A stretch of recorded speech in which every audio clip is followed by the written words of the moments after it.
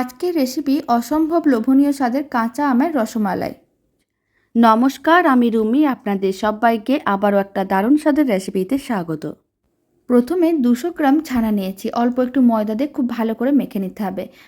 আর এদিকে 1.5 কাপের মতন চিনি দিয়ে দিলাম আর 3 কাপ জল দিয়ে দিলাম। তার মধ্যে দিয়ে দিলাম কয়েকটা আমের টুকরো, অল্প একটু ফুড কালার। 6 থেকে 7 মিনিট খুব ভালো করে ছানাটা মেখে নিয়েছিলাম। এখন লেচি কেটে নিতে হবে। লেচিগুলোকে নিয়ে গোল বলের মতন করে বানিয়ে প্রেস করে চ্যাপ্টা করে নিতে হবে। সমস্ত যখন লেচিগুলো রেডি করা হয়ে যাবে, চিনি শিরার মধ্যে দিয়ে দিতে হবে। 10 মিনিট রান্না করে নিতে হবে।